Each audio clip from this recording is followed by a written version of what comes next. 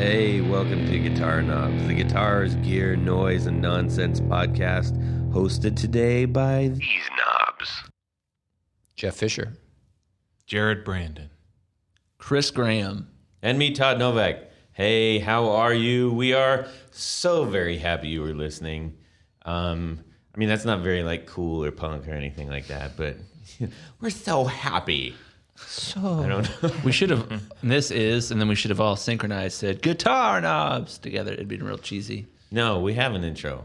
Oh. it's already on cheesy. It's on these knobs. The 30 episodes. Still haven't listened to one. I mean, it would be like a live thing that we would do every time. Hey, everybody out there. Hello. We want to say hello to you. And I'd like to give...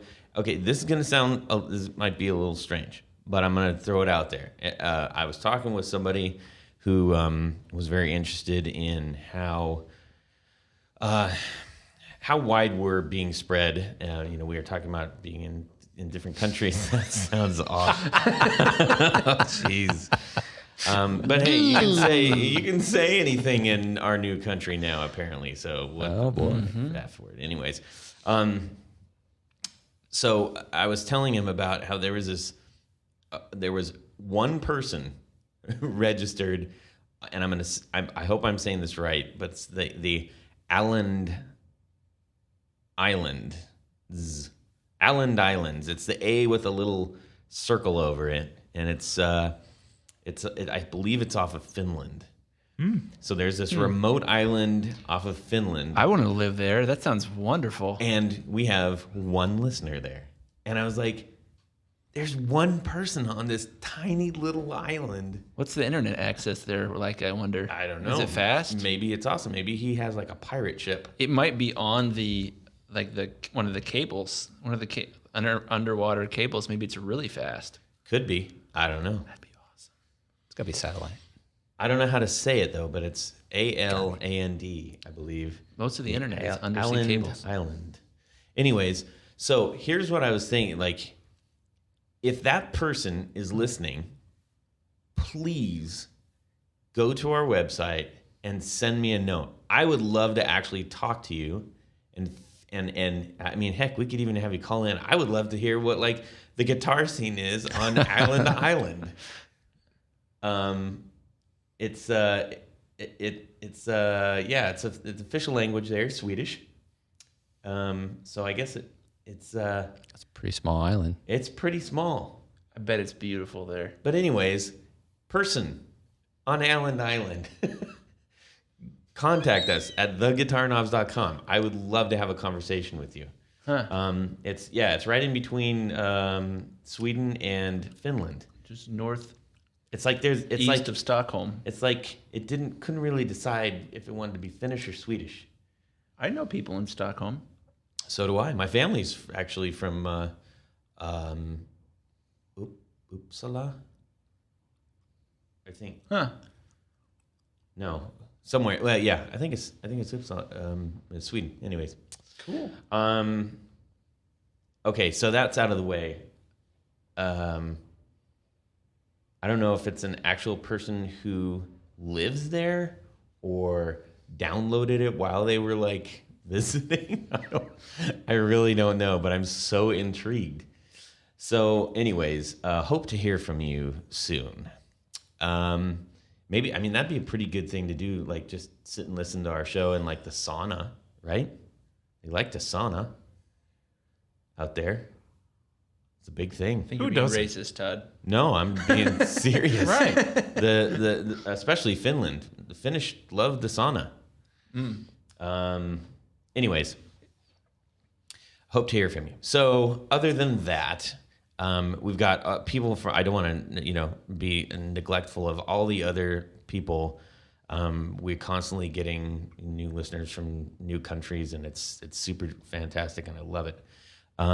And I would absolutely love to hear from you wherever you are. So please contact us, and we can strike up a conversation.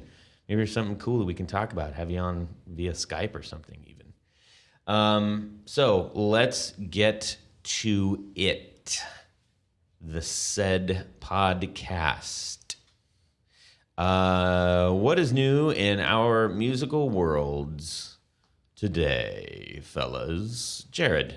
Well, I talked about the L6-S and The Gibson. the Gibson. That's right. And I won one on eBay for 200 and I don't know. It was inexpensive because they usually go anywhere from $900 to $1,700 with all the parts. But I bought a body, and it's just the body, but I have connections to refinish the guitar to my liking. And What color is it? right now it is natural, and the finish is off, and it's got some red stain crap on it. It looked like somebody spilled Kool-Aid on it, to be honest with you. But Wait, I got so it cheap, and I can have it done however I want. I don't know if I'm going to do a natural or a solid color. The back of the neck, it's one of those 3-piece laminated deals, but the center piece it's got some beautiful flame maple. Really? So I'm thinking about maybe doing a natural. When they strip it when they get it stripped down, and I get a chance to see what the bodywood grain looks like. I It might looks consider like that. mid-century furniture color. A little bit, yeah. You know what I mean? Sort Kind of that yeah. 70s, man. nitro I mean, kinda these thing. these things came out in the 70s. I'm gonna guess they're a lot lighter than the Les Pauls that came out. As I mentioned before, Richard Williams of Kansas We're played that. distracting the crap out of Jared. Yeah. I He's know. looking at the screen. It's like, I know, man. take out the it's trash. just- What? Take out the trash. What? man, I take the trash out all the time. Okay, so tell us about the. Richard Williams played one, and I love the sound he got out of it. And I just got to have one. I want to see what it was all about. I just got to have it. So Okay, so why? Tell me about it. it's different. The pickups were made different than any other pickup for any other model. I mean, the Bill Lawrence, I believe, was in charge of the pickup thing at Gibson and Kalamazoo at the time.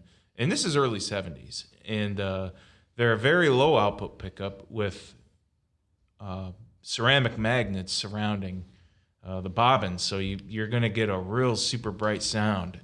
And that's the only... They were called the True Blues. It's two humbuckers, yeah? Right. 2 humbuckers. There's no screw pole pieces. So all you see is a chrome cover with no holes.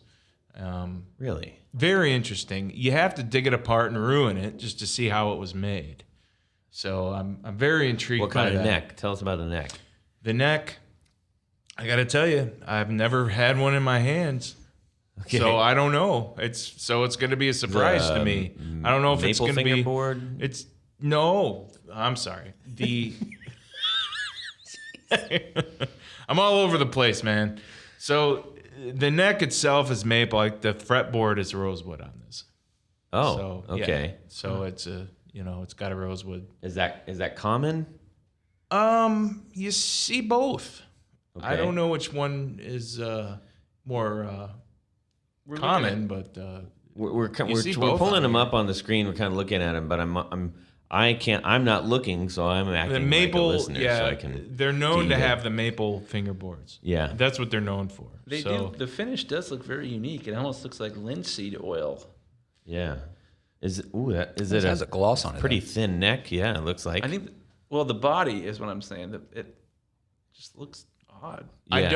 I don't put anything past Gibson in the 70s, the Norland years.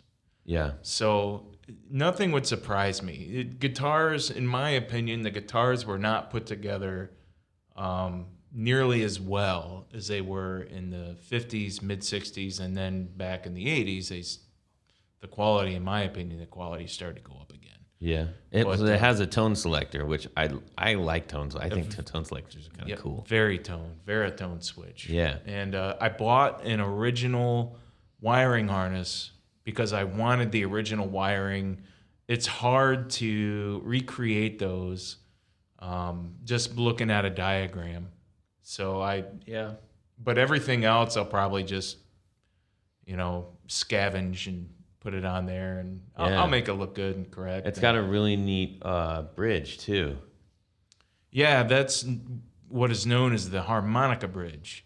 They're you see these in the early 70s through mid 70s, and then they replaced them with the Nashville bridge. But yeah, they're they're designed like that, I believe. Tunematic. Yeah, the Tunematic. The ABR1 was the first bridge version that came out, and it said, Gibson ABR1 on the back of it, and then there was a patent number that was stamped on the back. It said Gibson patent number, all these numbers, and then the harmonica came out. That's called the harmonica bridge, just because of the shape of it. Yeah. And I'm gonna guess that. So it's long, slim, rectangle, all chrome. And Yeah. It looks like it has like audio sliders. Well, yeah. As the actual saddles. It's cool. I like that. There's a lot more room for Intonation, intonation on those, but I don't think the looks of them survived. I don't know. I don't know why. I don't know the It might have history been. of those. It looks like it's a lot costlier to make than a Tunematic too. It's possible. It looks like someone took a single piece neck, like a through body neck, cut a Les Paul in half, and then took the pieces of the Les Paul body and put them on a through neck. It's Well, like a there- super wide Les Paul. Yeah, it's a strange body shape. Yeah, it's kind of like, let's not make a junior. Let's make a thinner body and wider. So let's make an. But it also has a bevel like a 64 Melody Maker. Let's I think do 64. So let's do a Les Paul SG mash. Let's mash one together and see what we get. I guess that is a nitro finish. You can see the cracking in one of the pictures we're looking at.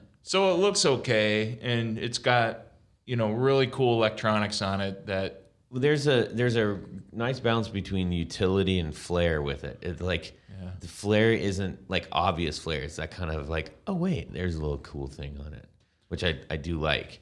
But I can't not see my grandma's coffee table. It's the same kind of wood, the same color, the same like little metal fittings and stuff. And it's like plain, but just not plain. Just past plain. well, they woodenized everything back in the 70s. I mean, your reel-to-reel decks and your stereo system. I mean, if you're looking at that wood right on it. now, think about this. Like if we didn't tell you that this was a Gibson LS6, I would never guess. you'd probably say like it's a Reverend or something. They Just based on like it's got just enough style to be cool, but it's still a little just like and a little wider body. This is going to sound weird. It almost looks a little Russian, the body. There's something Eastern about it a little bit. Because it's just barely oversized. Yeah. Yeah, I don't know. I see. If I didn't know that, I would. And someone said, "What guitar is this?" I'm looking at a red one now with a black pick guard. I would say that looks like it's going to be a new Reverend. But that's just me. What else? Or like a Hagstrom or something. Like it has that. Yeah. You know what I mean? Yeah, it just has that sort of. I could see that. A big, it's a big round. It's not a squashed bell at the bottom. It's a big round bell with a large upper Doesn't look American. upper horn. No, it doesn't. it makes me wonder if they built that guitar around the pickups, because Bill Lawrence was known for, coming out with. Bill Lawrence was known for a lot of things. Oh, okay, that's true. But as far as pickup goes, this is his early years, and What else did Bill Lawrence contribute to the guitar world? Tell us. Tell everyone all I know is the pickup thing. That's all I know about Bill pickup Lawrence. thing? His pickups. His pickup design. Okay. And He was the pickup artist? Oh, well, okay. Yeah, fair game. I'm ready to learn from you if you know something I don't know about Bill Lawrence. No, but I actually don't know a lot about Bill Lawrence. I don't either. He had his own pickup business for a long time, and I think they're still active. But he But, worked. but he's you're right. working for Yeah. Gibson at Kalamazoo at this He point worked in for time. Gibson in the 70s, and Is he designed, responsible for this design? I'm not going to say for the guitar, but I know he is for the pickups.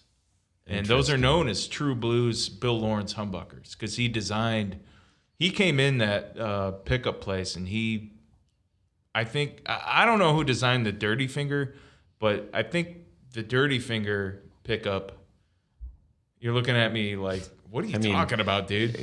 Have you ever heard of Gibson Dirty Fingers? No. The pickups? They're a very high output pickup. It's a humbucker, and both of the bobbins have screw adjustment or adjusting screws. Okay.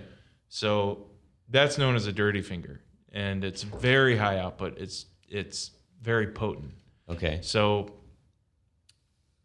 this early design of this humbucker that I'm talking about, this what they call it a True Blues Bill Lawrence. Mm-hmm. The only model that I can see that those came on was this L6S. Interesting. So the L6S has dirty fingers. no, They're they're called True Did Blues. I just miss something? Well, the it's Dirty got the True Blues. Dirty Fingers came at a later time. Gotcha. And the True Blues are one of his earlier. I'm gonna guess they're one of his earlier designs. So it's just a lower output. It's a very low output, but a high magnetic field. Very powerful magnets. Now we're getting somewhere. Same as the Dirty Finger, except for Dirty Fingers are like 16K, and so they're very hot. Jeez. And yeah, these True Blues are a low output, like a 5.6. Wow. They're much lower than a normal humbucker. Interesting. So they're gonna sound real MIDI and Man, I really want to hear this thing now. I want to hear it too. And I've never, Damn. like I said, Richard Williams of Kansas played one of these Yeah. for a long time. I don't know what he actually recorded with. I just know he played one of them. Yeah, Bill Lawrence is old now. And what I wanted to say earlier when we were talking about the hardware is I think during this time as well that Gibson was actually importing German-made parts.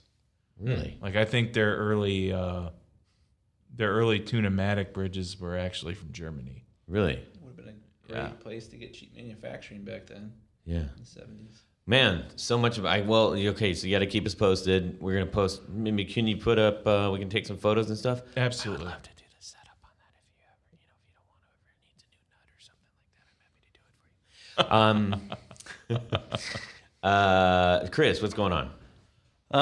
Let's see. I am an audio mastering engineer, so I'm in recording world all the time, but I don't normally record. And this week, my brother, he's a marching band director, so he had me record his band, which was fun. The whole band? It's 250 people. What? They're a high school band, but they're one of like the top high school bands in the nation. That's Wow. Grove City High School, Columbus, Yeah. Ohio. So they're crazy good. They're better than most colleges. And so I bought new mics for this project. How many mics? I did it on just a pair of mics and then had a backup pair that recorded to a separate system. But I bought AKG 414s, C414 mics, and they were always my favorite at the first studio I worked at. I've never owned a pair, and it's like the sound of rock. Really? When you listen to these things, they're like AKG 443? yeah, that top. Oh, one yeah. right there. Okay, yeah. Oh, That's my- what you kind of classically see draped in front of an amp. Yeah? People use them on amps, they use them on drum overheads, but it's making me want to record again because I plugged these bad mammy jammas in and started goofing around with them, and I was like, oh, Damn. My voice sounds so good on these. So, okay, wait a minute. Okay, so I'm picturing there's 200 people there on a field. They were in an auditorium, and when you record a band like that, you take a pair of mics and you put them on a really long pole to get above the band, and then you point them down at the band. And the recording turned out great. Here's a question. So, with that pole, like obviously the longer the pole, potentially the more accentuated any movement you're going to have at the end of the pole with a weight on it. Well, the pole doesn't move a whole lot. The big idea of having a tall pole like that, excuse me. And same thing at a rock concert. If you're going to record a rock concert, you want to put the mics on a big tall pole in the middle of the room so that you get good balance. As you get them into the middle of the room, it's not like you're not going to have someone that's standing right next to the mics and you hear them talking, during the whole concert. So same concept where you're trying to get balance between all the instruments. Yeah, you want to give the listener the experience that they're there. Exactly. Yeah. So we use a stereo pair, and man, Wow. those mics I almost brought them tonight. They sound so good. Yeah, next time bring them in. It'd be cool to just not drop them. Indeed. I love microphones, man. I had an obsession with microphones when I was a little kid. Microphones are flipping cool. They are cool. We're using Heel PR40s. They're like podcasting mics. These AKGs are very different. They're like the Swiss Army knife of recording studios because you can do basically any polar pattern, pickup pattern. So you can be super directional or totally non-directional, and everything you put in them sounds It's a diaphragm mic, big and thick. right? Yeah, it's a large diaphragm condenser mic.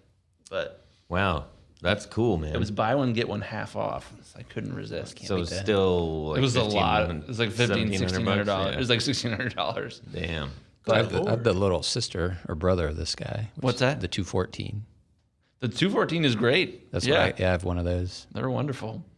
Yeah, AKG does it right. They're made in Austria. You're our friend in Finland.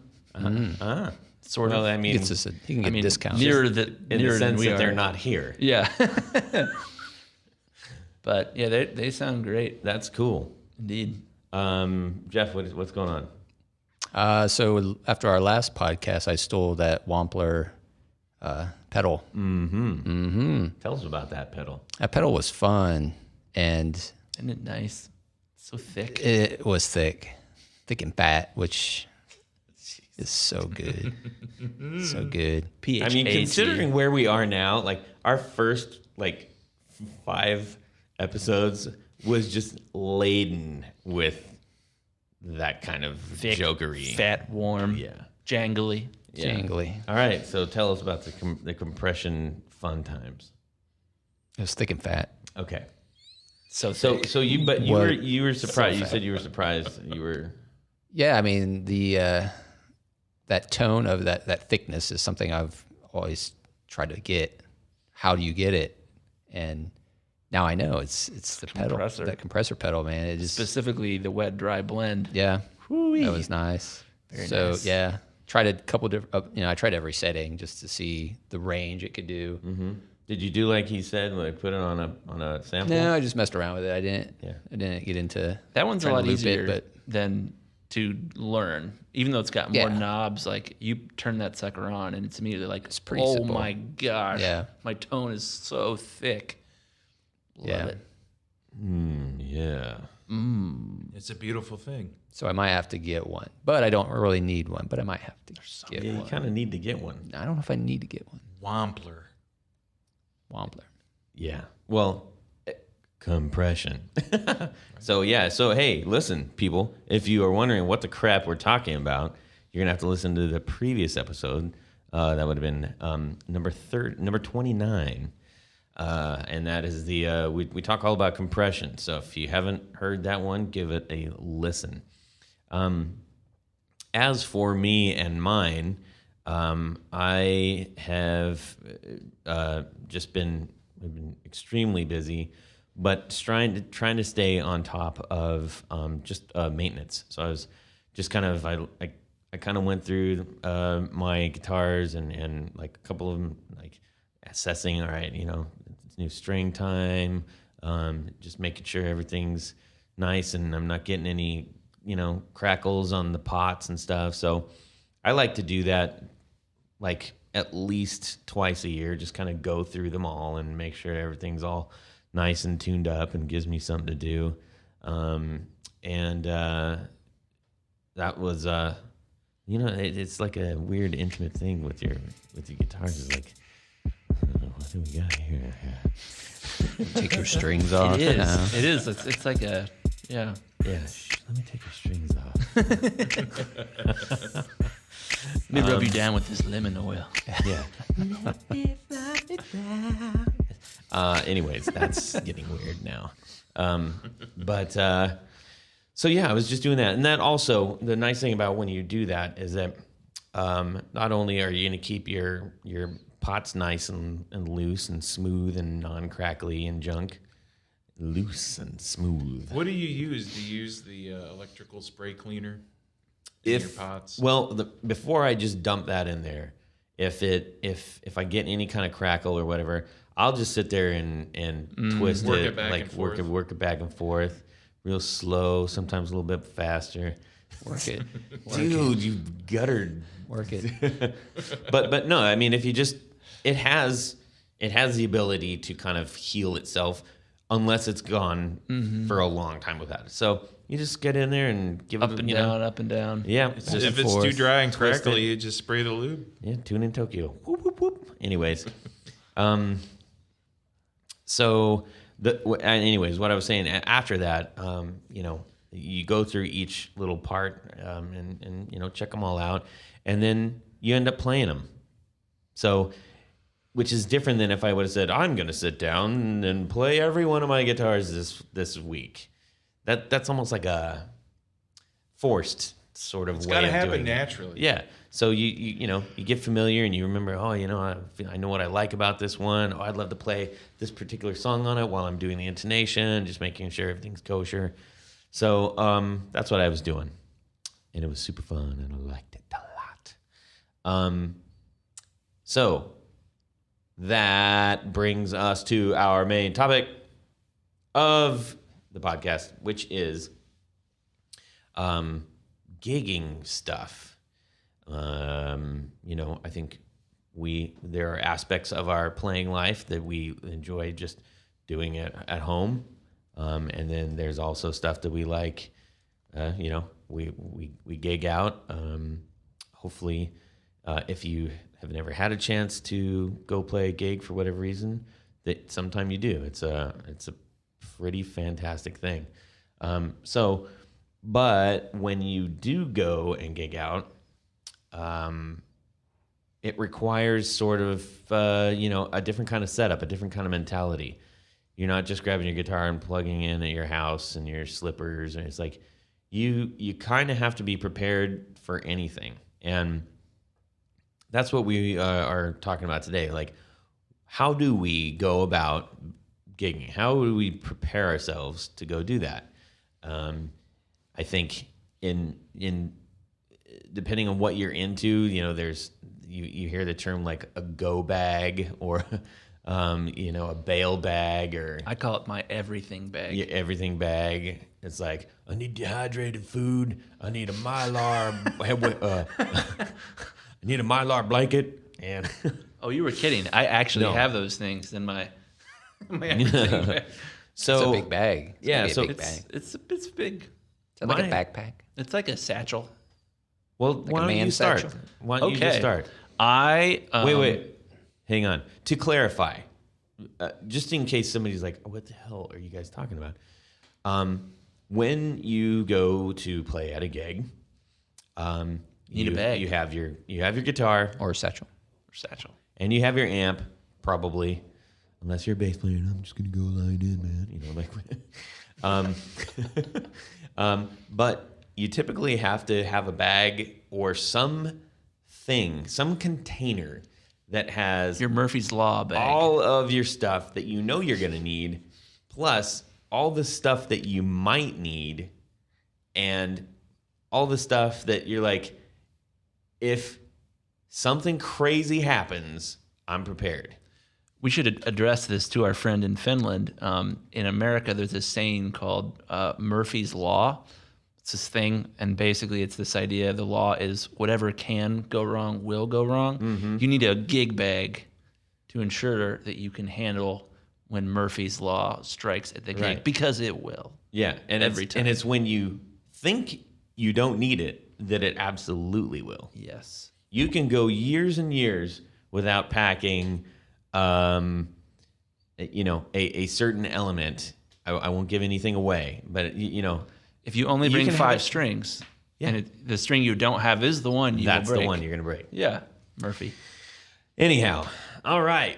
So, and the cool thing is here, we've got different elements. So we got bass and guitar. We've got like stereo guy, stereo guy, True stereo. stereo amp guy, and we've got all-in-one to Mr. Bojangles acoustic jammy jam, and then we have like Hey, rock Mr. and roll, Tambourine Man. rock and roll Sorry. guitar and vocals. All right, Chris. So I love kits. Kits being all the things you need for a certain activity. So I've got like my luthier guitar repair kit. I've got my fixing my car kit. Yeah. I've got my I'm going to a gig kit. And my everything bag is a cool nylon satchel. And When you say satchel, describe this satchel. Describe said satchel. it's something that like MacGyver or MacGruber. or the guy from 24 would wear. Okay. So- is it made out of seat belts or something? No, it's a nice satchel. Jack Bauer. Is it a Jack Bauer. Is it a duffel bag? No, it's a satchel. So like it's something that you would probably keep like a laptop and some books in. Oh, like a Metro. Like bag, a Metro, yeah. laptop. Like bag. a Metro bag. Okay. Anyways, so Satchel. when I gig, which is very rare now because I've got 3 kids, I use a looper pedal, and I've got 7 or 8 pedals on my pedal board that all go in, and it's because I'm a nerd. It's your guitar in, but there's also a mic in that you can patch into the looper pedal with a modified EQ pedal that turns it on and off. And then it's stereo out, so 2 direct outs of my board so that I can do stereo delays and reverb, and also can pan with this pedal board between different loops. So a lot can go wrong. I use I'm blanking on their name.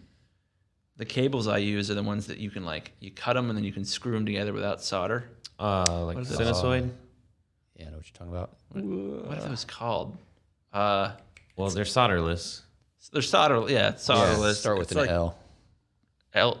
They start with an L. Greg something. I don't Well, know. a lot of people make them now. So I Yeah. mean, are Gotcha. you talking about a specific brand name? Yeah, it's It's whatever. like was- basically almost every cable company right now is making Gotcha. some form of that. when I started using these, they were the only ones you could get. Okay. But anyways, They got the little round barrel caps on them. yeah, and they work most of the time, but then they often break, and you have to So 60% of the time they work 70% 70% of the time. But yeah, I don't see it. George L's. Yes, there you Yes, I have many George L's. I probably have $300 expensive, dude. worth of George L's. It's crazy expensive. So I have Well- a George L, which I don't like. Ooh. Yeah, they sound good though. It can't get it to stay connected. Well, let me tell you why.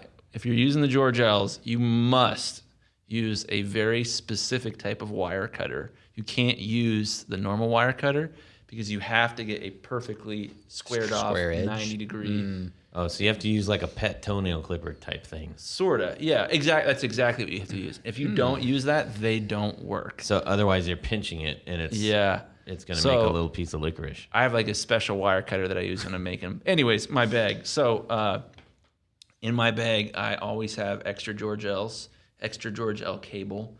I usually have gaffer's tape, and we were talking about this beforehand. I forgot a guitar strap one time, so I made a guitar strap out of gaffer's tape, and it worked great. I still have the guitar strap. Okay, and we're talking about gaffer's tape. Gaffer's tape. Okay, for those who haven't worked in the film industry Or the theater industry. or the theater industry, It's duct tape's way cooler older brother that is also works out a lot and has big muscles. Mm-hmm. And you could definitely make rope that you could use to scale down the side of a building with gaffer's tape quite easily. typically seen hanging from a cord style loop on the side of someone working on a set with multiple colors designating different uses. Indeed. Gaffer's tape is amazing. It costs like $50 a roll. Yeah, It doesn't, but but you it's a could lot. use duct tape. You could use duct tape. But yeah, so I keep that in there. I always have Gorilla tape. Gorilla tape. I have dehydrated food. because I always know like I'm right before I play, I'm gonna have like low blood sugar, and then I'm gonna play bad. So I prefer Justin's peanut Are butter. you diabetic? No, I'm just like You just know. I just know I'm gonna get hungry, and I don't always want have to play go to the hungry. bathroom like the minute we have to go sometimes I'm like, oh my gosh, I got to the bathroom. I'm the same way, but probably more intense. That's it. See, that's a good idea because I think, yeah, we'll talk about a couple other things. Keep going. But yeah, Justin's peanut butter, they make these little packages. So it's like almond butter in a little tiny package, and you eat it, and then you feel amazing. So for like runners. Yeah, for like runners. Yeah, so I keep that stuff in there. I have my Gerber multi-tool. Gats to have that thing because it's everything. Or planet conscious thieves who don't have a getaway car. There you go. I'm trying to think what else I keep in there. I always keep extra guitar cables, obviously. Yeah. And then let me see if there's anything else. Obviously, extra guitar picks, extra strings, an extra string winder. Because with an acoustic guitar, if you break a string and you don't have the string winder tool, you can't get the freaking thing out of your guitar to put the new string in the peg. So Not without losing the fingernail anyways. yeah. Capo? Oh yeah. So let me talk about How many? capos. I love me some capos. So I also like to use partial capos. We've talked about this before, Yes. I think. Yeah. I love partial capos. That's like when a girl gives you the finger, like the middle finger. You know, like with like when they do like kind of the middle finger and they just keep the other ones kind of up Yeah. there and they just, so it's like the middle finger tip and it's like, That's exactly what it is. But I have That's exactly it. well, I forget the brand I used to use, but I use the G7th capos. Right. I have many G7th capos, and I love them. And I keep backups in my bag. You said you're going to bring me one. You're going to let me borrow one. Did I say that? Yeah. Well, I'll bring one in. Do that. Oh, a partial capo. Yeah. I was going to do that. I totally forgot. I Yeah. will do that. I also Partial said I capo. was going to bring my old timey Appalachian mandolin in, but I didn't. Well, there you go. So, okay, next episode, that's what we're doing. But yeah, G7th capos, lots of extras. Because when I play, like I'm a songwriter too, so. So, what do you like about the G7th capo, just out of curiosity? Well, I will tell you. One, and pretty much the only thing that matters, is adjustable tension. So the Kaiser capos with the big old spring in them that everybody uses are awful because they just put all this tension on your strings. And it's kind of like if you're playing guitar and you put too much pressure on the string, it hits the fret and then keeps going, and that stretches the string and makes the note go sharp. On a capo, it's even worse because I'm sure you guys have experienced this before. We're not being paid to say this, but you're playing in your band and you put a capo on your guitar and suddenly you're no longer in tune with your bass player or your keyboard player. Dude. G7th capos are awesome for that because you can Bring your bag of capos in, and I'll bring my Deal. my Godin arch top in because that's where I struggle with that thing. It's all pressure. exactly. So you can control the exact amount of pressure that you want. Right. So it's pushing just hard enough to get it just onto the fret. So you don't lose your tune. You don't lose your tuning. Okay, They're I need to go to capo school. awesome. I love them. Because I've got. I mean, the one I use is adjustable, but These are so- I still feel like I'm sharp. Well, there's a couple 'cause you different feel like types you of wanna- these. You really want to. I wanna clamp it down. tight. Yeah. which Yeah, is you probably can- the you opposite just- of what you want to do. yeah. Damn it, I've been doing it wrong. But yeah, the G7th is great because you don't have to, like on a Shub capo, those are the adjustable ones that everyone has. You're like cranking down on it with a screw and it can snap off while you're playing, which used to happen to me all the time when I used to use Shub. Wait a minute. Oh yeah. But the G7th is great because you just squeeze it. I can't stand. I hate those things.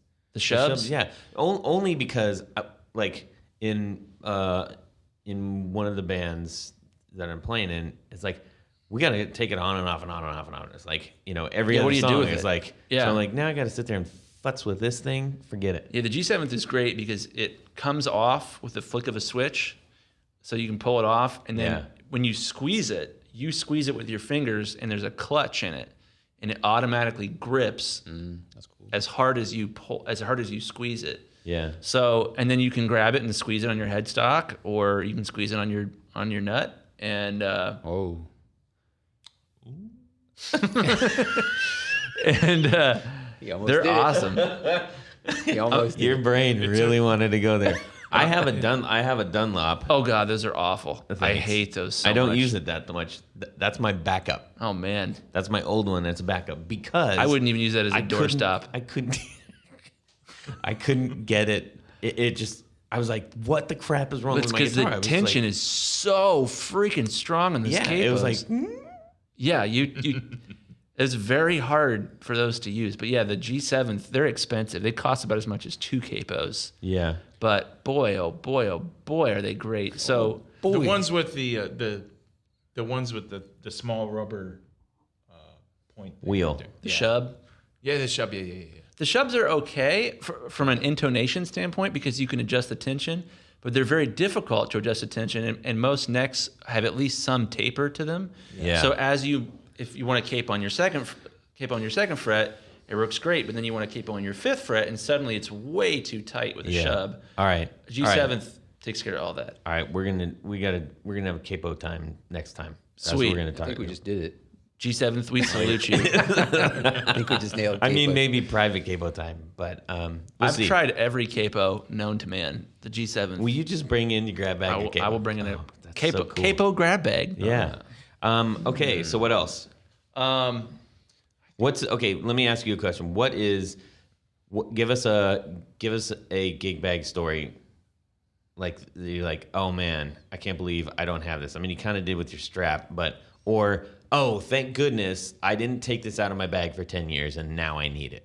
Or Well, something else that's less specific I used than to those always two. carry around like there's other little odds and ends like gum and Sharpie markers. This hasn't happened anytime recently, but I used to sign lots of autographs when I would play, and so I always had to have Like other people's autographs?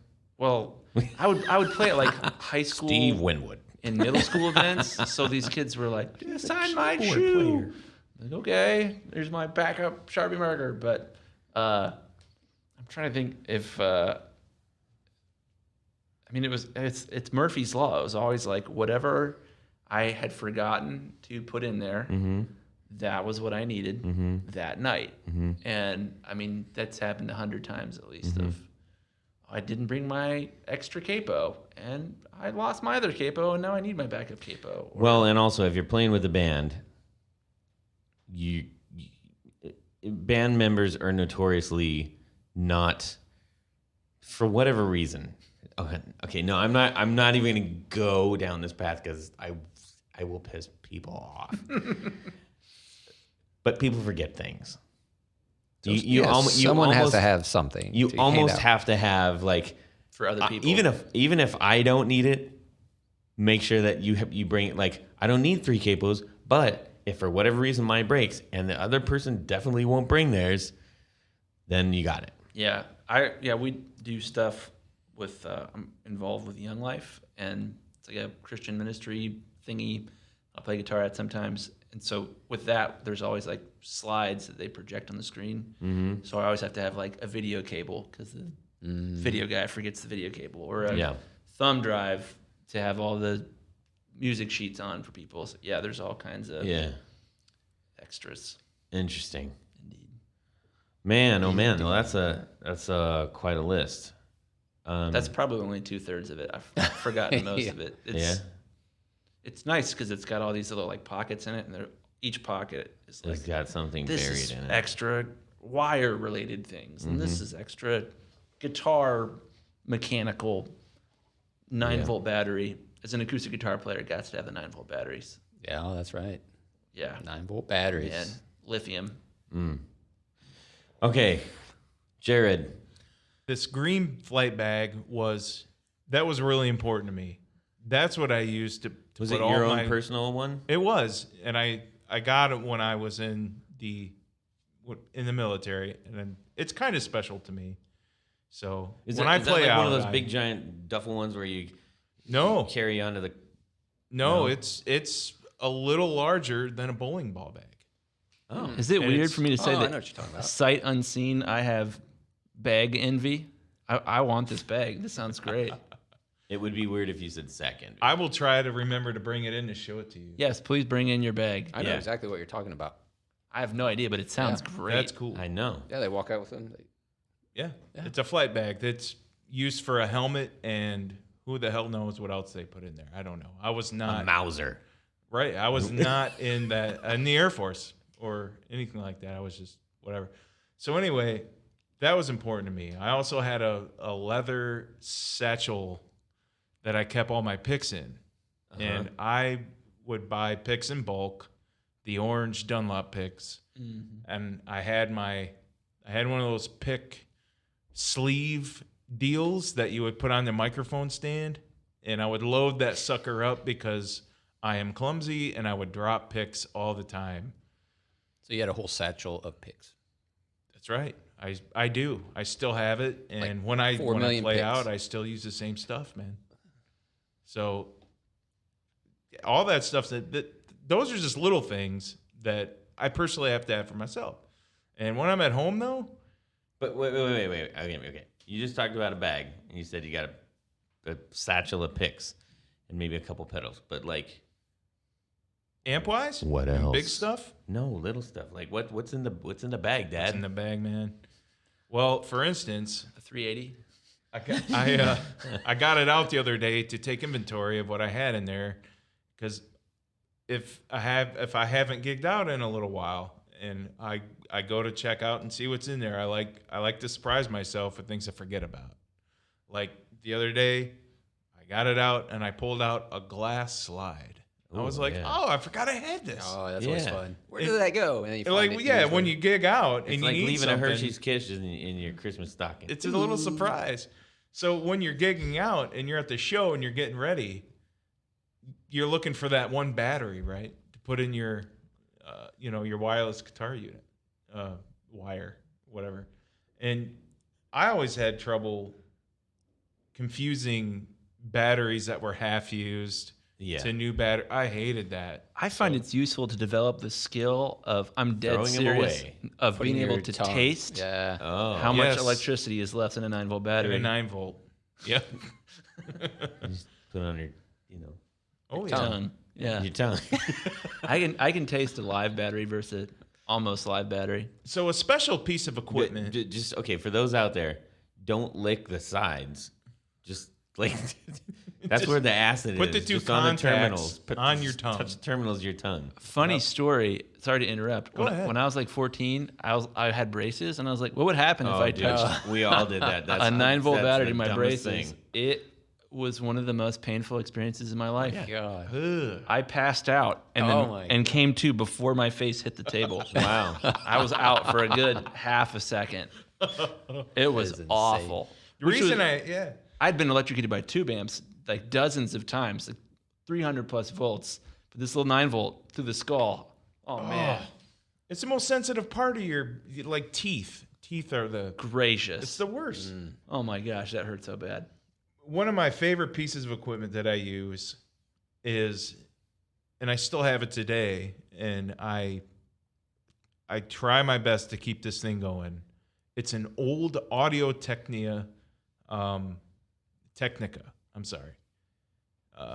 Wireless wireless guitar cord unit. Oh, yeah. And it actually has an effects loop built in, and a small button with a little wire that hangs from the pack, and you press it, and you can go through it's a wet dry switch essentially. It's pretty awesome. But why the hell do you need that when you have pedals? So I don't think I don't remember if I actually used that or not for live situations, because you got to fumble around and find it. But it had a Velcro that you can actually Velcro to your guitars. Well, I have multiple guitars. I always took 2 or 3 guitars with me, more than 2.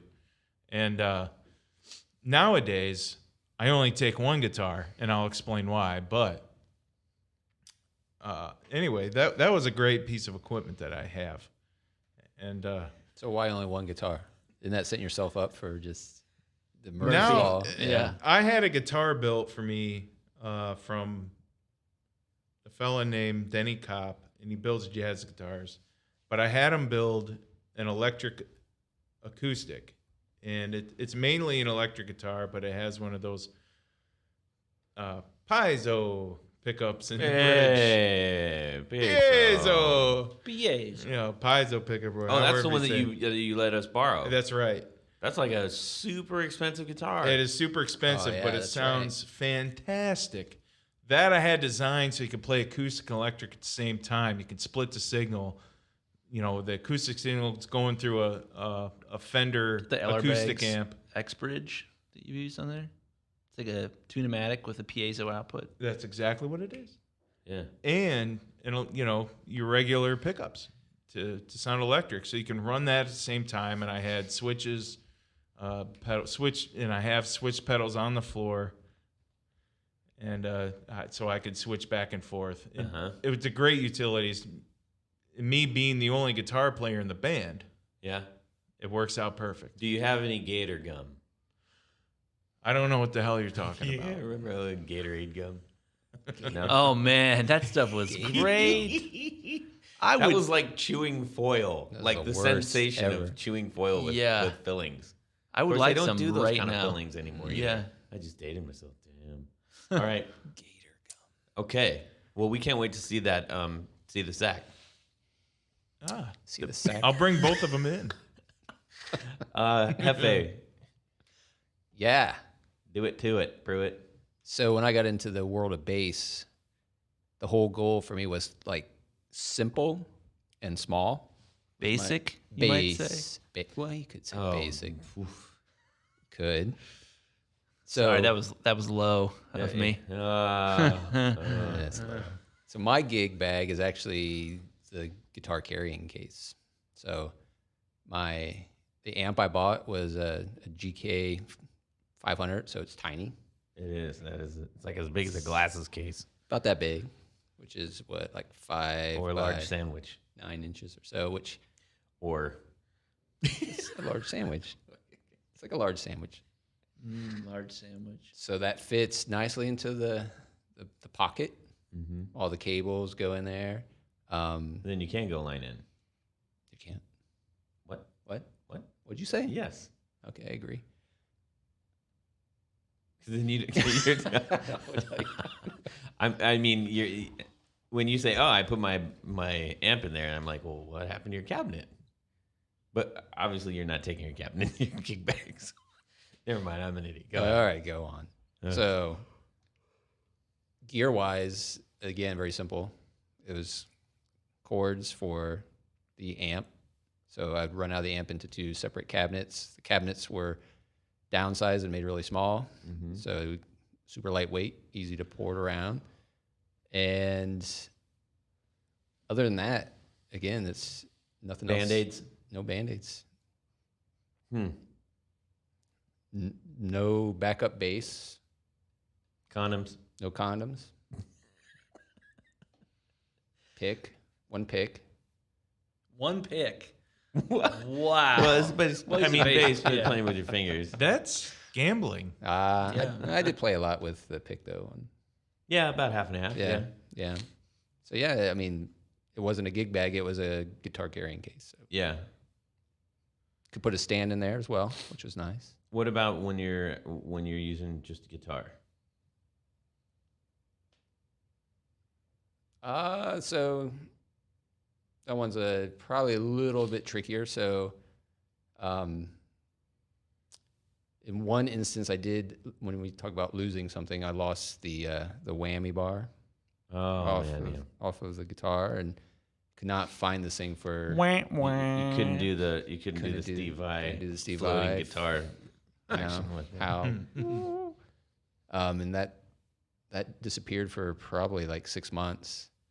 So one of those magical moments where you open up something like, oh, there that thing is. Where has it been for? Where over does years? it go? It's so funny because you can Where does tear a it go? bag apart like 100 times. You're like, it's not in here.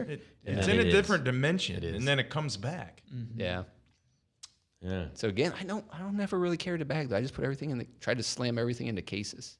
interesting. So like inside of the guitar case, like the string winder, I like put a wah-wah pedal in there, and like Yeah, never had a bag. huh? I don't like the idea That's of multiple crazy. things. I want to carry one thing. as much Yeah. as possible. No, but I mean, I get that. I get it. Knowing you, I think it's pretty straightforward, pretty simple. I'm probably a little bit more more like our friend Chris, who I like. My bag is it might be kind of it's not ridiculous, but I'm definitely prepared. It is ridiculous when you go to practice. It's like, do we really need to carry all this stuff Well, into the basement yeah, every time? but that's the bag. If I don't bring it, it's the Murphy's Law thing. You just bring it. There's nowhere that my guitar goes that the bag doesn't go. Period. So my bag I got when I was 12 years old. Nice. My grandma and so growing up in California, we went to when it was, when you could take your kids to Tijuana. we went down to Mexico, and she bought my brother and I each like a leather duffel bag. It looks like a drug bag. It's like it looks like a Miami style like drug bag. That didn't surprise me. Very nice. It's black That's awesome. leather. Yeah. Box style duffel, right? So it's got, bunch of compartments and stuff, but one main. And yeah, if it looked like if I was carrying that down the street, you'd open it up and find like kilos of whatever kind of Eight balls. drag, right? Yeah. So a lot of those probably. Oh yeah. Roll out of there. So I've had that since forever. And there have been a couple times where I'm like, man, I need to switch this up and try something different. Maybe get something smaller. I don't need to take all this. And the like zippers Jeff still says, work, right? The all zippers still work. It's leather. It's never going. Nothing's ever going to happen to It was that made thing. right. But in it, this is I haven't there. I think the only time I truly like dumped it out, turned it inside out, and vacuumed it out. I think like the only time I ever did that was actually the beginning of this year, because I just realized I was like, it's probably time. I need to. It's like 30 years later. There's stuff that I've lost somewhere in here. It's like Mary Poppins' bag. I'm pretty sure there's a lamp in here, and my stuff I carry. I used to carry quite a few tools. I had like a little, like a zipper bag full of just got needle nose pliers, got wire cutters, got a pair of regular pliers. Those are always in there too. Teeny tiny ones. Yeah, You gotta have them. had an arc welder. I'm more of a TIG guy myself. Oh yeah. And just you start to accumulate things. It was like I have Band-Aids in there. I have my original wristband. This is kind of gross, but the original wristband I had when I first started playing in bands, way back. Had to have a wristband back in the day. Still do, because that's the way that I play. Like if I don't, like the skin on my wrist arm area will just burn right off. It because I play it a little bit lower, and anyways, and doing mostly rhythm, so I'm playing with a little more gusto. Anyways, that has never been washed. And That seems risky to me. yeah, yeah. It'll fall apart if you wash it. It might. Like legitimately, I think It'll lose all its power. it definitely has its own power. But every once in a while I just kind of go, just make sure it's not death. And I mean, that thing's got me through Just for breeds. 15, 20 years. That's impressive. I still have it, which I need to get some I got to knock wristbands. on wood for that one because I don't lose it. Velcro, extra Velcro, extra. So I got zip ties, extra Oh, I have those pedal connections. I mean, the list, just about any part that I'm using on stage that has to do with pedals. You need zip ties because if there's like a terrorist or something, you need to be able to restrain them. I know. Absolutely. Right? Which you could also make a guitar strap out of, several zip ties. Yeah. And then, but also microphone stuff. So then I got microphone stuff, connectors, mic clips, a couple different kinds of tape. an extra strap, a couple capos, like all the general things. But it's always funny to just like, oh, there's those earplugs that I bought like 10 years ago that disappeared the day that I got them, and I never found them. I forgot about that. I always have earplugs too. I've got like 5 or 6 different You kinds. got to have those. 'Cause you might need them, Yeah. and you'll regret it if you don't have them. Yep. And then, but I did downgrade. I pulled all the tools because I just got ridiculous and heavy, and I'm like, look, I haven't. I bring a couple guitars, so like I don't have to sit there and We should go around and after you're done, Todd, and talk about estimate the weight of our Murphy's Law bags. Mine's 20 pounds, 15, 20 easy. Yeah, mine's probably 12. Yeah. Jeff, how I heavy don't do you think think? that can compete. Well, not with yours. No, anyways. yeah, so mine's already got everything in it. Mine might be 15. But I also feel like I have to bring a lot of. It's kind of a mother's bag too. I mean, if I want to really be honest, Yeah. a little bit of a mother's bag. Yeah. Like, oh, you forgot your capo, Jimmy? Okay, good thing I brought mine.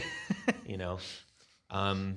So yeah. Anyways, but it's. I think I'll probably stick with that gig bag. No point. It's sentimental now. I tried to do something different, and I just realized, forget about it. But it is the only problem with that. My main problem, and the only reason that I would potentially upgrade to a different kind of bag, is that typically when you're setting up on stage, it's dark. I have a black bag, and I'm looking for a lot of black Where the hell equipment. is it? Need a headlamp. Who took my bag? Oh, headlamp. Yes. That I would be keep a perfect. clip-on light in my Oh, bag. yeah, there you go. Oh, yeah. Dude. So if someone's like, hey, and if I'm reading the music, something like that, and they turn the stage lights way down, I'll be like, You know, I forgot to mention too that was mandatory was a small floor fan that pointed right up at me. Yeah, when I went to gigs, I had to have a personal small fan so that your that hair was in would, front of me. You mean like way back, like when you're doing like the hairband? Well, yeah, when I stuff? would jump around. Nowadays, I'm a lot more still, but back in the Yeah. day, I was jumping around and did heavy metal and all Yeah. that. Now it's a lot more.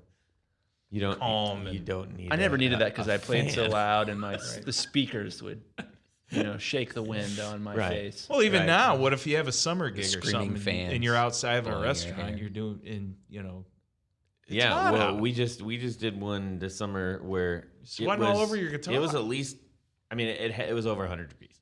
It was definitely over 100 You degrees. gotta have airflow, bro. And I am in all black, but like long sleeve shirt, black long sleeve shirt, black pants. Like, Ouch. that was hot. I- Hot. Yeah. No cover. No cover.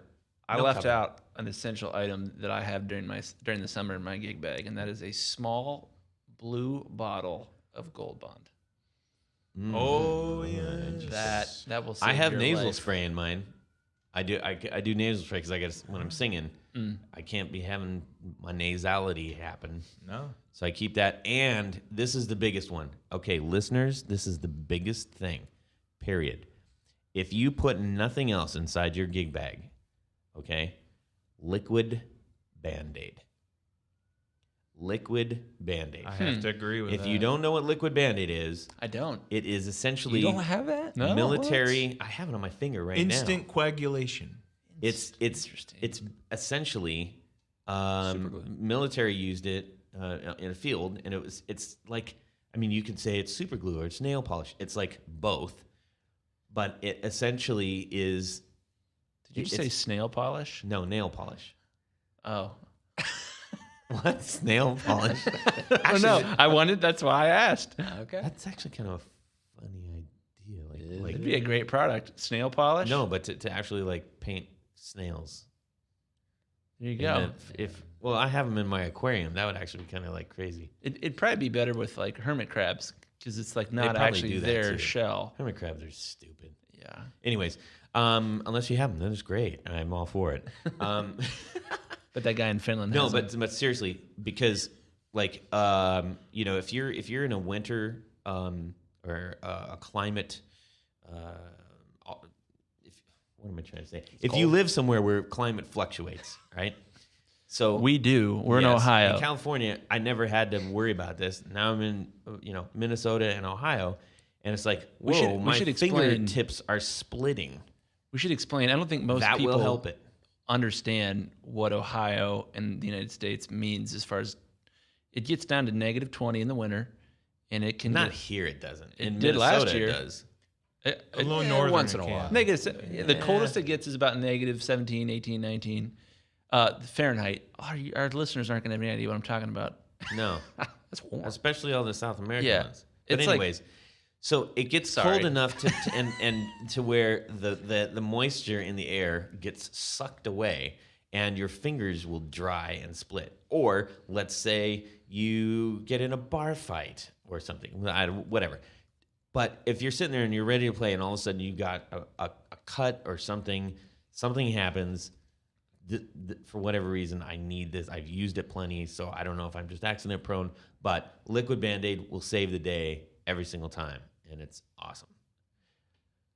I think that's it. That's all the funky business. I'm going I to got buy in some liquid Band-Aid. Dude, I got some right at my desk. I'll show you. It's amazing. I'm excited. Okay.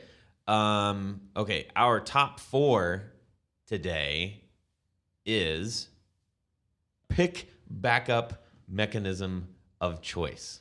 You dropped your pick. You need another pick. where do you dropped get it your Where pick. do you go to get the next pick? Oh no! You're in the middle of a solo. What have I done? Yeah. Okay. The girl of your dreams is staring at You need you. to pick fast. Yeah. Clock is ticking. Jared. Well, I use one of those pick pincher mechanisms that go on your microphone stand because I am always singing backup. So I always have a microphone stand.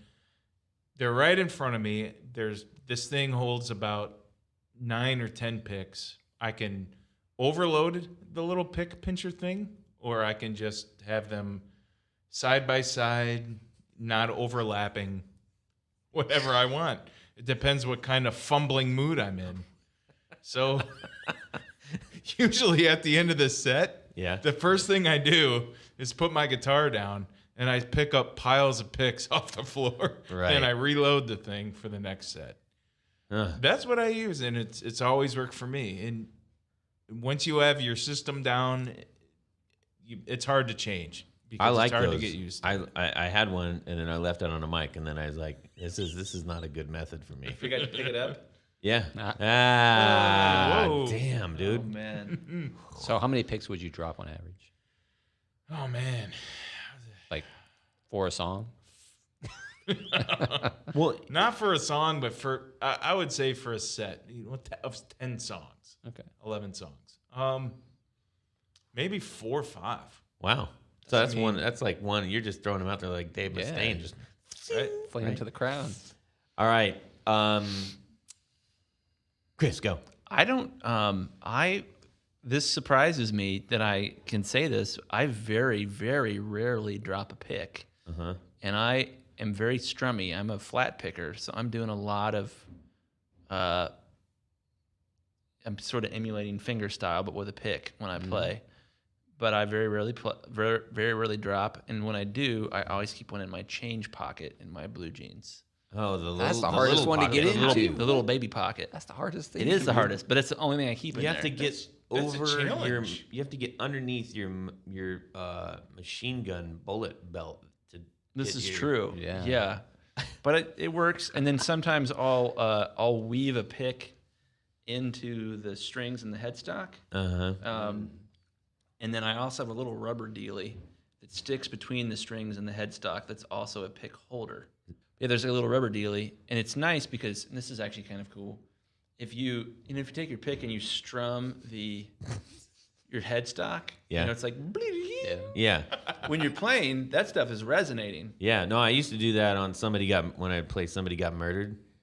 Like There you 'cause go. the beginning is like yeah. But when you're chugging along on your guitar, those strings are ringing. Yeah. And this little Ring-a-ding-ding, rubber baby. thing clips in between them and keeps them from ringing. And also holds a holds pick. a pick. That's nice. Yeah, I like that. Fantastic. They're like Okay. 25 cents. That's awesome. Nice. Jeff. Wow. Jeff. I never drop a pick either. Very rarely. Lies. So, yeah.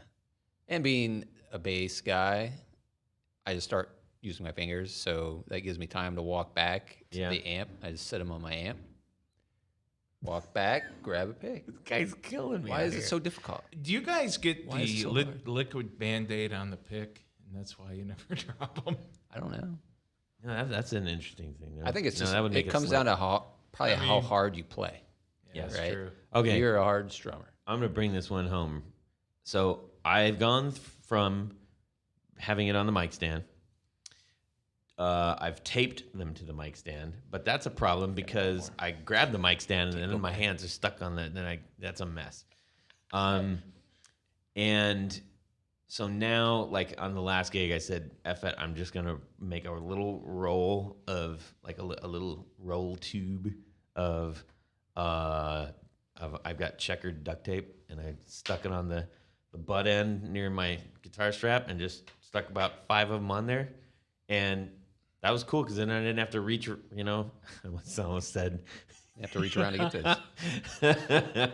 no, I just played and it's right there. So that's probably gonna be my go-to. It's not aesthetically super awesome, but in this instance, it was kind of punk style. So I let it go. I have one more. Make I it fast. often will stick a single pick in the clip of the mic because I'm always singing when I'm playing. So I'll stick a mic in the mic Stick a clip. pick in the mic. You can Clever. hold. You just Yeah. it's holding the mic, and then you stick a little pick in there, and then that way, if you drop it, you just reach up and grab it and keep playing. Yeah. We opened up for 38 Special one time. Wait, what? Yeah, it was a long time ago. It was at Lyman Harbor. And I was envious because Are you kidding me? You were dropping. I don't even know what to do with that. Are you? the guy's pick stem, or the guy's pick. Come on, man. We. I don't know if I'm supposed to do that. You just dropped it. You opened up for 38 Special on me. Well, let me finish my was in the story. It'll past. make sense. What the hell? Yeah. Okay. All right. Let me start. I was in a band that opened up for 38 Special in Sandusky, Ohio, at Lyman Harbor. Okay, so it's maybe 5 to 1,000 crowd. No big deal. But they had the same kind of pick holder as I did, but it was like 3 times as long. I was jealous. I was thinking, where do you guys get those things? You had pick holder envy? Big time. I was like, I am not even near their level because their pick holder thingy was like the whole length of the boom stand. It was crazy. Yeah, but they're also They're also throwing them out to the there. crowd. I know. Okay, you're gonna have to tell us about that over. If you guys pizza or ever think something it's later. cool to open up for a band like that, it's Yeah, it is cool mostly, in a way. Yeah, most people are gonna say yeah. But the crowd out there, they don't give a rat's behind who you are. They want to see 38 Special. Yeah, but that doesn't matter. It's the We point got- of like being able to say it. Like, how have you never told me that? That's insane. I don't know. Damn. I've never loved was them. fun. What just else because- haven't you told me? Okay, all right, this is nonsense now. Get it? We got to get out of here. What the hell? All right, goodbye, everybody. Goodbye to our friend in Island. Call us. We love you. Send us. Well, don't call us, but get in touch with us. Well, that's it for these knobs. Please visit us at our website at theguitarknobs.com for episodes, news, and guest profiles. You can get all social with us on our Facebook group at facebook.com/groups/guitarknobs. Give us a tweet at guitar_knobs. And check out our gallery on Instagram at guitarknobs. No spaces on that one.